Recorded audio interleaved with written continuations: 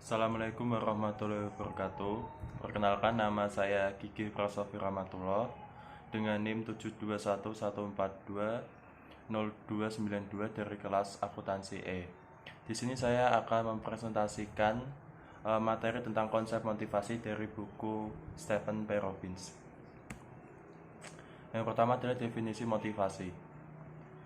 Motivasi atau motivation adalah suatu proses yang menjelaskan mengenai kekuatan, arah, dan ketekunan seseorang dalam upaya untuk mencapai tujuan. Yang kedua adalah teori-teori awal mengenai motivasi. Yang pertama ada teori hierarki kebutuhan. Teori dari Abraham Maslow ini membuat hipotesis bahwa di dalam setiap manusia terdapat hierarki 5 kebutuhan, yaitu yang pertama adalah fisiologis, yang kedua rasa aman, yang ketiga sosial, yang keempat penghargaan, dan yang kelima adalah aktualisasi. Kemudian teori yang kedua adalah teori X dan teori Y. Douglas MacGregor mengusulkan dua sudut pandang mengenai manusia, yaitu teori X atau negatif dan teori Y atau positif. Teori X mengasumsikan bahwa para pekerja tidak suka bekerja, sedangkan teori Y mengasumsikan bahwa para pekerja suka bekerja. Kemudian teori yang ketiga adalah teori dua faktor. Adalah suatu teori yang mengaitkan faktor-faktor intrinsik dengan kepuasan kerja dan menghubungkan faktor ekstrinsik dengan ketidakpuasan kerja. Teori ini juga dinamakan teori motivasi murni atau motivation against theory. Kemudian yang keempat adalah teori kebutuhan McClellan. Teori ini menyatakan bahwa pencapaian, kekuasaan, dan afiliasi adalah tiga kebutuhan yang penting dan dapat membentuk dalam menjelaskan motivasi. Selanjutnya yang ketiga adalah teori-teori kontemporer mengenai motivasi. Ada tiga teori-teori kontemporer tentang motivasi, yaitu yang pertama adalah teori penentuan nasib sendiri, yang kedua adalah teori evaluasi kognitif, dan yang ketiga adalah teori kesesuaian diri. Selanjutnya yang keempat adalah keterlibatan pada pekerjaan.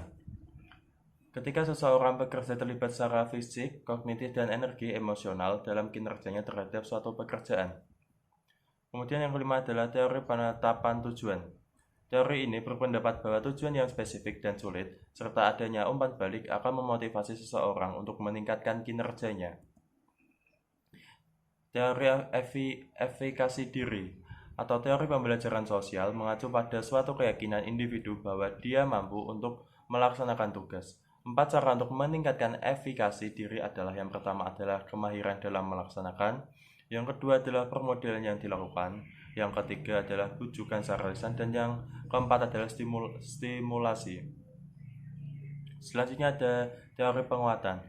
Teori penguatan adalah teori yang mengambil sudut pandang bahwa behavioristik menyatakan kondisi penguatan perilaku. 4 proses yang menentukan pengaruh pada individu adalah: yang pertama adalah proses atensi, yang kedua adalah proses retensi, yang ketiga adalah proses reproduksi penggerak, dan yang keempat adalah proses penguatan. Selanjutnya yang keenam adalah teori keadilan atau keadilan organisasi. Teori keadilan atau keadilan organisasi adalah suatu teori yang menyatakan bahwa perbandingan individu mengenai input dan hasil pekerjaan mereka dan berespon untuk menghilangkan ketidakadilan. Keadilan di tempat kerja terdiri atas keadilan distributif, prosedural, informasional, dan interpersonal. Selanjutnya yang ketujuh adalah teori ekspektansi. Teori ekspektansi mengatakan bahwa para pekerja akan termotivasi untuk mengeluarkan tingkat usaha yang lebih tinggi ketika mereka yakin bahwa usaha tersebut akan menghasilkan penilaian kinerja yang baik. Kemudian yang ke-8 dan yang terakhir adalah mengintegrasikan teori-teori motivasi kontemporer. Pengintegrasian teori-teori kontemporer mempertimbangkan motivasi, pencapaian, desain, pekerjaan, penguatan, dan teori keadilan atau keadilan organisasi. Terima kasih, sekian presentasi dari saya. Wassalamualaikum warahmatullahi wabarakatuh.